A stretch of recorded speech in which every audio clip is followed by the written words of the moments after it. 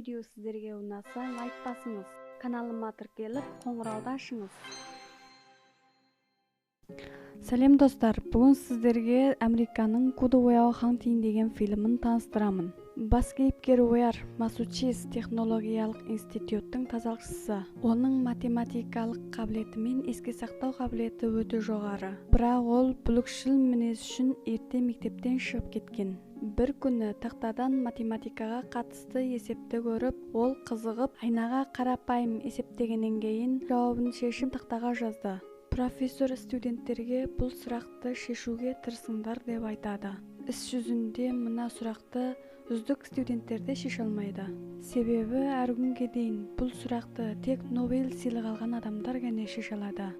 Дұрыс жауабын көрген профессор осы талант студентті тапқысы келді. Профессор сұрағанда бірде-бір адам оны мойындауға батылы бармады. Сонымен профессор тақтаға математикаға қатысты қиын сұрақты жазып қойды.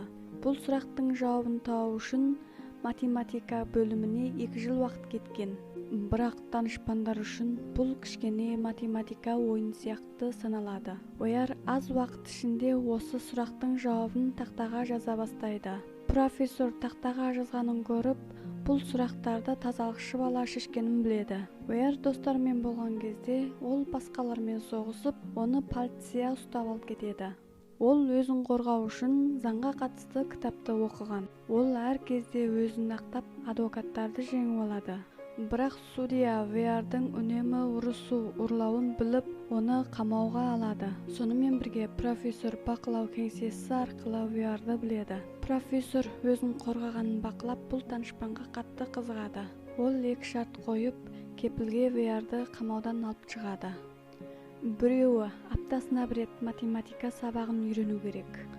Екінші, психология жақтан көріну керек. Уэйр дереу мақұл болып, профессормен бірге кетеді. Уэйрдің керемет математикалық таланты бар екенін көріп, аяушылық сезімі оянады.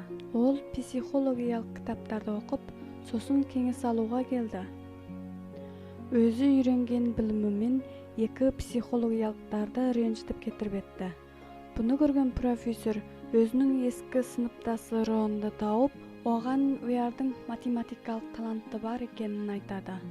Бірақ оның жүрегінде жара бар, оны психология жақтан дауалауын өтініш жасайды. Торн алғашқы рет Уэйрмен сұхбаттасқанда, Уэйр Торнның суретін көріп, оның жүрегіндегі қайғы-қасіретін айтады. Бұған Торн ренжіп, оны қуып шықты. Уэйр барда Сыдайламен танысып, онымен жиі кездеседі. Торн Уэйрмен 2 рет өзен жағасында кезігіп, оған өзін түн ортасын неден ұйықтай алмағанын айтады. Ар-бер ойлап, сен кішкене баласың, өз айтқаныңды өзің түсінбейсің. Егер мен әйелдерге қатысты сұрақ қойсам, сен дұрыс жауап айта аласың. Бірақ сен оны түсінбейсің, сен жай ғана ұялшақ баласың. Менше сенің өзгені жақсы көруге де батылың бармайды. Саған қарасам, мен сенің өзіңе деген сенімділігіңді және ақылдылығыңды көрген жоқпын. Тек бір қорқақ баланы ғана көріп тұрмын. Сен таланттысың, оны ешкім жоққа шығармайды. Бірақ сені ешкім де түсінбейді. Егер сен кім екен туралы сөйлескің келмесе, мен саған қызықпаймын. Торн кет қалды. Уэйр өз туралы ұзақ ойланды. Өзін бағу үшін күндіз Уэйр құрылысқа істеп, жұмыстан түскеннен кейін ол Сыдайлаға телефон ұрады. Бірақ ол не айтатынын ұқпай телефонды қайтадан жауады. Келесі психологиялықта Торн мен Уэйр үнсіз бола бастайды. Олар бір-бірін алдымен сөйлеуін күтіп, ақыры Уэйр шыдамай бастап күлдіргі айтады. Ол өзінің жақында бір қызбен танысып, бірақ онымен кездескенде оның кемшілігін көріп, ұнатпай қалам ба деп алаңдайды. Дарын әйелінің сасқалақтаса осыратынын және көптеген кемшілігі бар екенін айтады. Бір түні әйелінің осырған дауысы иттерді шошытып жібереді. Өзі де шошып оянып, сен осырдың ба деп сұрайды. Сосын екеуміз бір-бірімізге қарап күлеміз. Ал бұны Уэйр естіп, ішексілік сығатады.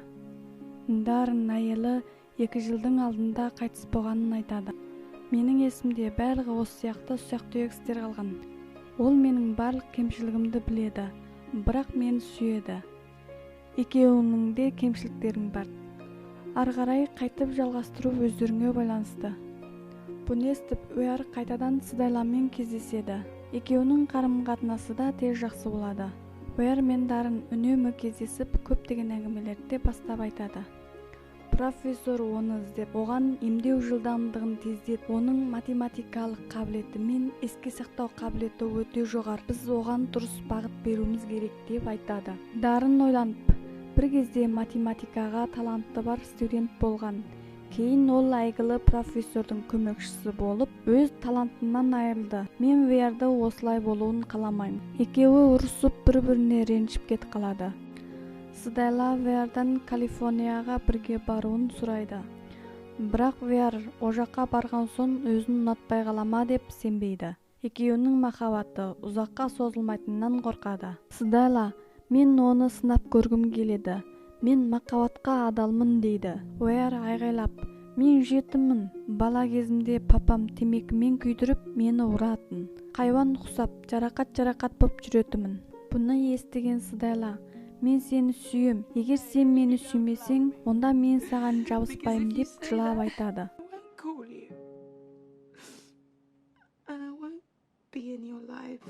Уяр башкаларга сенүүдөн коркуп деп кетип калады.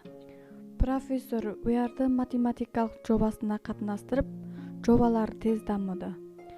Артында профессор өз илесе алмай, көптөгөн жаапты түшүнбөй катты сокку болду.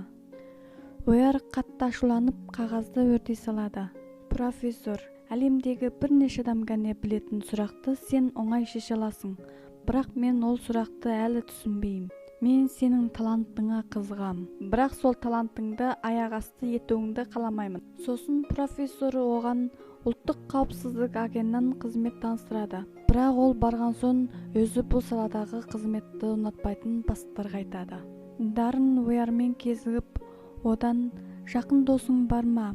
Бул өмүрдө сага эмне керек деп сурайды. Bunday оңой суракка да ол жооп бере алмады. Сыдайлага телефон уруп, Сыдайла оган мен сени сүйөм дейди. Бирок Уяр оган эмне айтатынын укпай, жөн сау бол деп телефонун гана коёт. Экинчи күнү Сыдайла соңуна дейин тосканда Уяр келмейди. Сосын өзү Калифорнияга кетип калады. Уярдын досу былай дейди. Сен менин эң жакшы досумсуң. Жана сенде бизде жок талант бар. Эгер сен 20 жыл осулай жүрсөң, сен ол убакытты сырап кылганың. Өз болашагың үчүн дурус талгам жасооңду каалаймын. Профессор Уярдын алдындагы таныстырган кызметине бармай, курулуска истегенин билип, ашууланып Дарынга барады. Оны оган дурус багыт бермедиң деп кыналайды. Дарын одан сурайды. Уяр эмне үчүн элден коркады? Эмне үчүн элге сенбейди? Себеби ол дүйнөгө келген кезде онун эң жакшы көрөтүн адамы тастап кеткен. Ол 20 жыл бою жалгыз өттү. Оны мажбүрлөмөө керек. Осы кезде Уяр эсктин сыртында тыңдап тур. Профессор Дарынга сәтсиздикке учураганда баш тартууду үйрөтпе. Сенин жогары турганымды көрө алмайсың. Табыска жеткеним үчүн сенен кечирим сурамайм. Сен онун сәтсиздикти сезинүүн каалайсың ба? Дарын туруп, сен мени сәтсиздикке учурады деп ойлайсың. Бирок мен өзүмдү мактаныш этем. Өзүңдү көп сыйлык алдым деп айтасың. Ал сәтсиздиктен коркасың. Уяр жакшы бала, сен onu зорлама. Уяр шыдамай эс ташады. Урушуу да токтойду. Профессор Уярды көрүп кетип калады. Ал Дарын бул олардын өткөн истери деп түшүндүрөдү. Сосын бала кезинде акеси оны калай урганын көрсөтөдү. Дарын жакындап, мен көп нерсени билмейм. Бирок бул сенин кынаң эмес. Бул сенин кынаң эмес деп кайталай берет.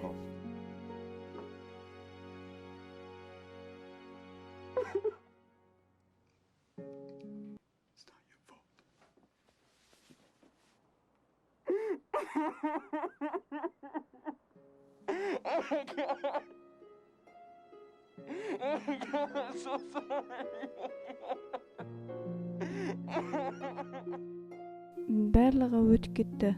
Болошогуң алдыңда. Дарын Уярга бир аптадан кийин сыртка саякатка баратынын айтып, онун мойнун устап, не истесең де сону исте деп бири-бирин кучактап рахметин айтты. Уярдын 21-ге келген туулган күнүндө достору оган көңүл сыйлайды. Уярдын айтуунча, бул онун өмүрүндө көргөн эң жаман машина. Дарын сапарга баратын дайындыгын жасап жатканда Уярдын почтага кат салганын көрөдү. Төмөнгө түсүп катка караса, катта профессор жумуш тууралуу сураса, кечирим айтыңыз. Мен Калифорниядагы жумушума кеттим.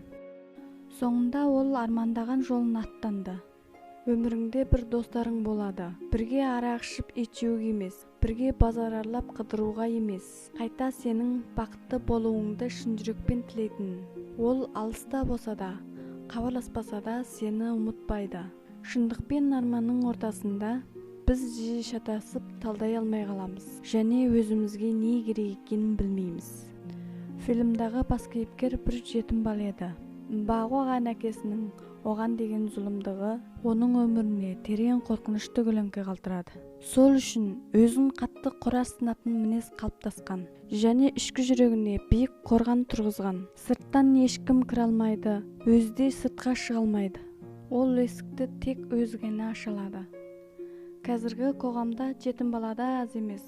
Биз оларга аке-шешесинин жоктугун билдиртпей, жан ашырлык таанытуубуз керек.